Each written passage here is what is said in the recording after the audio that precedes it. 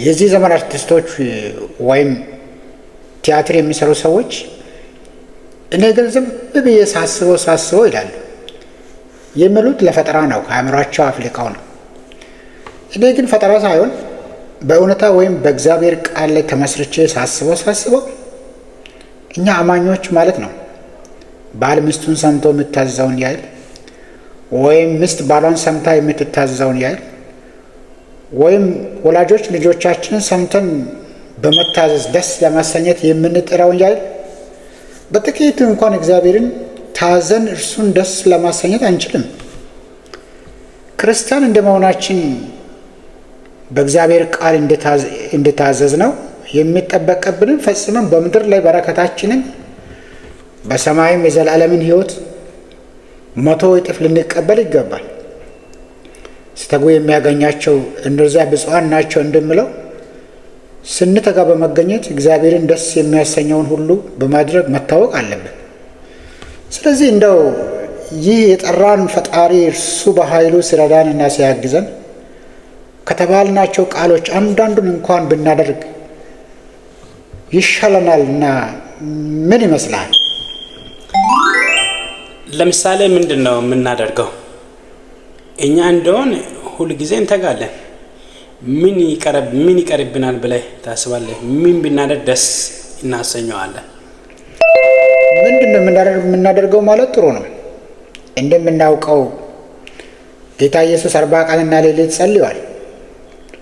በአንድ ሌሊት 3 ጊዜ ይጸልይ ነበር።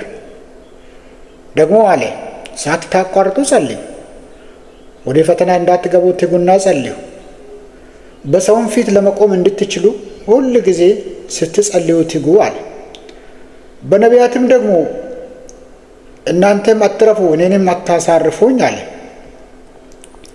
ሊሰጠንና ሊያደርግልን አታሳርፉኝ ነው ያለው። እኛ ደግሞ በዚህም በዛ ከኛ የሚቀበሉትን መኪናዎቻችንን ነው ቀንና ሌሊት የማናሳርፈው እና እኛ ከነዚህ ሁሉ የትኛውን የጸሎት ትእዛዝ ነው እየፈጸምን ያለ ነው?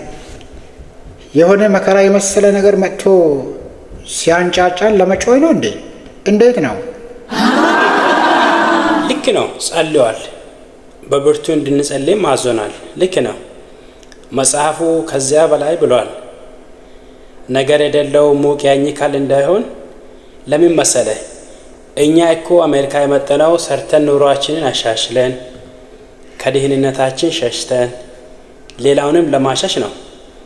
2 ስራ እየሰራን አንዳንዴ እስከ 4 ስራም እየሰራን በዛም የልጆች ነገር አለ፣ የሚስት ነገር አለ፣ የበዓል ነገር አለ።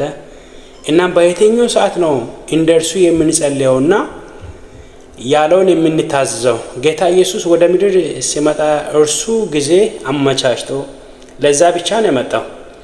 ከመጸለይም ከመስበክም አንዳንዴ ዕውር ሲያገኝ ነካ አድርጎ ከመፈወስ፣ ሽባ ሲያገኝ ከመተርተር ሌላ ምን አለው? እንደኛ 2 ስራ ወይም 3 ስራ አይሰራም። ስራ የለው እርሱ። ወገናችን አሁን የቆጠርካቸው ምክንያቶች ተቀባይነት የሌላቸው ምናልባትም ባለመጸለይ ምክንያት የበዙም ሊሆኑ ይችላሉ። እርሱ ጊዜ ተርፎት አይደለም የመጣው።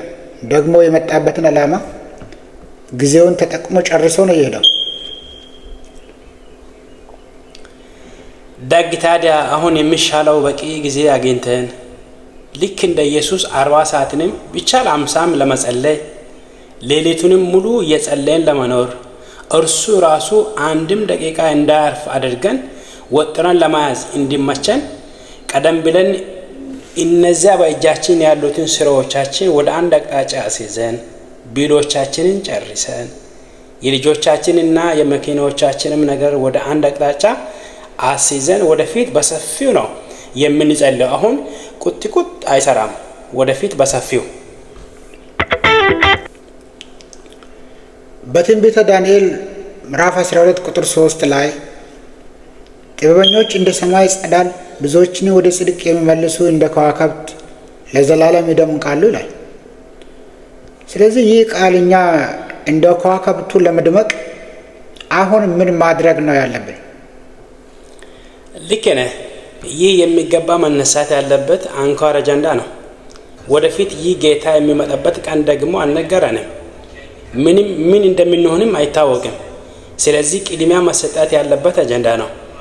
ግን እኮ እኔ ይህን ጉዳይ በሁለት መንገድ ነው የሚያየው። ዳንኤል የተናገረው እኮ ያኔ በእርሱ ዘመን ለነበሩ ስለሆነ ተፈጽሞ ያለፈ ትንቢት ሊሆንም ይችላል ብዬ አስባለሁ። ብዙም አልጨነቅም አይመስለኝም። ሌላ ወይም እኛ ከተወለድን ወይም እኛ ከተወሰድን በኋላ ለሚቀሩት ህዝቦች ሊሆን ይችላል ብዬም ስለማያስብ ብዙም አልጨነቅም ባይ ነኝ። አንተ ሰነፍ አንባቢ ነህ። ማን ነው ያለፈውንና የወደፊት የሚመጣውን እየለየህ ታዘዝ ያለ? ከኛ የሚጠበቀው መታዘዝና በረከቱን ማግኘት ብቻ ነው።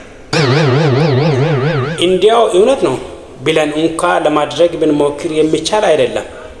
ብዙ ጊዜ ቁጥር የሌላቸው ጉዳዮች ቅድሚያ እንድንሰጥ ስለሚፈልጉ ይህ ጉዳይ አሁን የወጣጠሩን አንዳንድ ዋና ጉዳዮቻችን መስመር አስይዘን ወደፊት በሰፊው በአንድ ልብ ሆነን በአንድ ቀን ብዙ ነፍሳት በመጥመድ በአንድ ቤተክርስቲያን መንግስተ ሰማይም ጥም ብሎ እንዲሞሉ አድርገን እንደ ከዋክብትም እንደ ጨረቃም እንደ ፀሐይም እንዲደምቁ እንዲቻል አሁን አይደለም ተመቻችተን ጊዜ ስናገኝ ወደፊት በሰፊው። ሐዋርያው ያዕቆብ በመልእክቱ ላይ ሲጽፍ እውነተኛ የሆነ እግዚአብሔር ደስ የሚሰኝበት አምልኮ ይህ ነው የሚለውን ሳነብ ደስ አለኝ። ለዚህማ እኔ አለው አልኩኝ። ለምን እንደሆነ ታውቃለህ? በመዝሙሬ ነው ብዬ ነው፣ በስብከቴ ይሆናል ብዬ ነው፣ ጸሎቴ ነው ብዬ ነው። ከዛ ወረድ ብዬ ሳነበው ጉዳዩ ሌላ ነው። ጆሮ ያሳጥራል፣ እጅ ያንቀጠቅጣል፣ አፍ ያጠባል። ከዚያ ምን ይሻላል እንዲህም አለ እንደ ብዬ ሲጨንቀኝና ሲከብደኝ ጉዳዩን ወደ አንተ ይዤ መጣ። ደግ አድርገሃል ወደ እኛ ይዘህ በማምጣትህ ልክ ነህ። ሲጀምር አንተ ያንን የመሰለ ከባድ ሸክም ብቻህን ምን ታደርገዋለህ? ግን እኮ ያለው ምን እንደሆነ ያስታውሳል። ያለው እኮ ወላጅ የሌላቸውን ልጆች፣ ባል የሞተባቸውን ሚስቶች ወይም ሴቶች የሞተባቸውን ነው ያለው፣ የሌላቸውን አላለም። በዚህም በዚያ ባል የሌላቸው ብዙዎች ናቸው። እንደሱ አይቻልም እና እነዚያን በመከራቸው ጠይቋቸው ነው የሚለው። አይገርምም? ይህ እኮ ነው እግዚአብሔርን ደስ የሚያሰኝ እውነተኛ አምልኮ ነው የሚለው። ግን እኮ የሚገርመው ትእዛዝ ነው። በጣም የሚገርም ነው። እኛ ልጆቻችን በእኛ እንክብካቤ ሲማሩ ሲያድጉ፣ ሚስቶቻችን ከእኛ ጋር ደስ እያላቸው ሲረዱና ሲንረዳቸው ደስ እየተሰኘን ሲኖር የእነርሱ ግን አያሳዝንም? ያሳዝናል። እኔ ግን ድሮ የሚመስለኝ ረዥም ማይክ ይዞ በትልቅ ድምፅ ቤቱን እየነቀነቁ ወደ ሰማይ የሚገባ ጸሎት መጸለይ፣ በስብከት መድረኩን መነቅነቅ፣ በዝማሬ ቤቱን ጭስ በጭስ አድርጎ ማስነካት፣ ብዙ ብር አምጥቶ በቤተ ክርስቲያን መሙላት፣ ያ ብቻ ነበር እውነተኛ አምልኮ የሚመስለኝ። ለካስ ሌላም ምስጢር አለ። አዎ እኮ ይህ ጊዜ መወሰድ የሌለበት ጊዜ ማስጣት የሌለብን ቶሎ እርምጃ መውሰድ ያለብን የሚያስጠይቅ ትእዛዝ ነው። እንደ ሌሎቹ ቃላት አንብበን የምናልፍበት አይደለም። ምክንያቱም እነዚህ ረዳት ያጡ ቶሎ ተረተው ወደ ከፍታ መምጠቅ አለባቸው። ቃሉ ያለው በእግዚአብሔር ፊት ንጹሕና ነውር የሌለበት እግዚአብሔርን ደስ የሚያሰኝ የተባለው አምልኮ ቶሎ ብለን በማምለክ እግዚአብሔርን ደስ ማሰኛት አለብን። ግን እኮ አሁን ገንዘባችንና ጊዜያችንን ወጣጥሮ የያዙ አስጨናቂ ጉዳዮቻችን ወደ አንድ አቅጣጫ አስይዘን ብዙ ገንዘብ ሰብስበን እነዚህ አሁን ያዕቆብ አላ የምትላቸውን ወላጅ አልባዎችን ባል የሌላቸው በአንዴ መጥቀው በጨረቃ ላይ ቤት እንዲሰሩ ነው የምናደርጋቸው። ግን አሁን አይደለም የምናደርገው። ጊዜና ገንዘብ ስናገኝ ወደፊት በሰፊው